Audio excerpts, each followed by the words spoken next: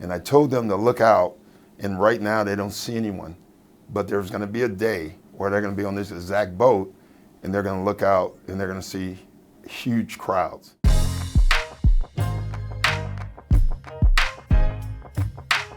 Take a little trip down memory lane.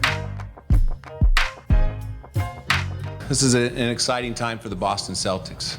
This is the guy that we wanted to be our head coach.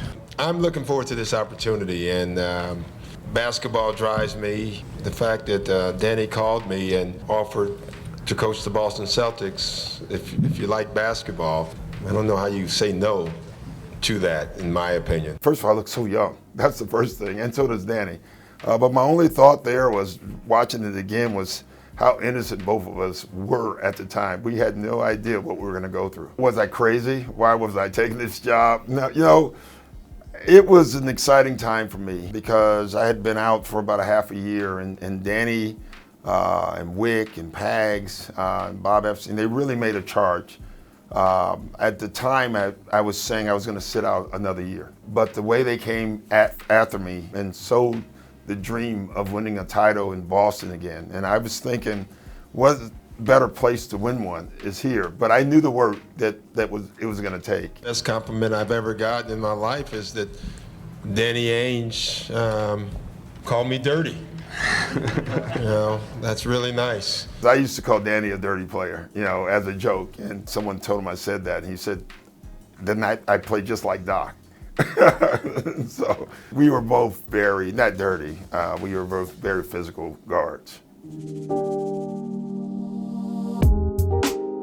Yeah, that was a cool day for me. It's funny, people who were there said that I was very serious at this press conference. What people did know, I was about to have a meeting with those three. It was going to be the first meeting we had together.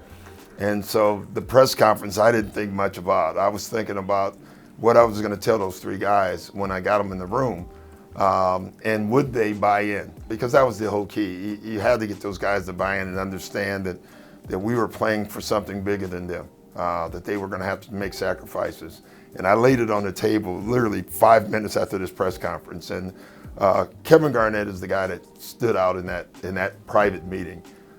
Basically, he shepherded everything by saying, whatever you need me to do, I'm going to do it, and I'm going to make them do it too. And so that was pretty cool. Paul, we needed to open his arms up and let them in. And Paul wanted to win so bad that was an easy thing for him to do. He said it in our little meeting. He said, listen, I'm going to do and play whichever way we need to play, and I'm going to make everybody comfortable. This is no longer the best comment he made in our little meeting was, this is no longer my team. This is our team. That was a great statement from Paul.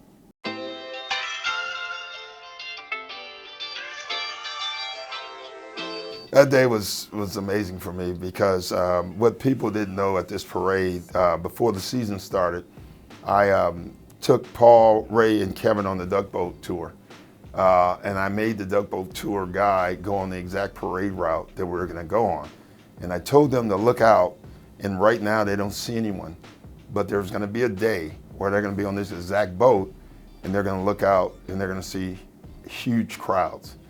And so for us three especially, that day was special because they all remembered the meeting we had and the talk that we had on the Duck Boat when no one was there.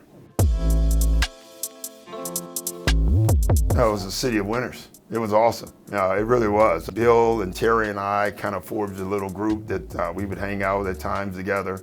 Terry and I got really close when I was here. After games, I lived across from Abe's and Louie's, and Terry's place was the bar at Abe's and Louie's. And so after wins and losses, sometimes he'll text me and just text across the street. And I would just walk across the street and then have a drink with him. So those are really special times. Kids don't grow up. Kids who grew up in that time probably think that you win all the time. They just think that's the way it is. Now they probably realize, no, winning's hard. From that period in Boston, it just looked easy.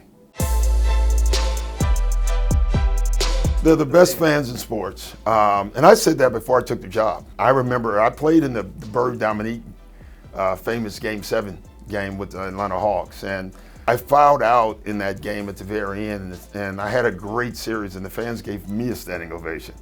even though we were on the road. And I've always said that they want their team to win. They are voicers during games, but they also have this respect about the game. And they have this knowledge about the game, and they have this passion about the game. You feel that. I feel that every time I come back. I walk the street, there's going to be someone to come up to me and say thank you, or someone to say, or reminisce, or want to talk Celtics. It's just who they are. It makes this place a special place. Well, Ainge and Louis, always. Strega are a couple of mine. Sauncey. So those would be my three that I go to most. It's been great being back in front of the camera. It gives you a different vantage point from what I've had for over 20 years. And it's kind of nice that I leave the game with no feelings. I just leave. But it's nice being in the game, but away from the game in a little way. It's been a great break for me. I don't know. We'll see. Right now, the answer would be no, but you just never know.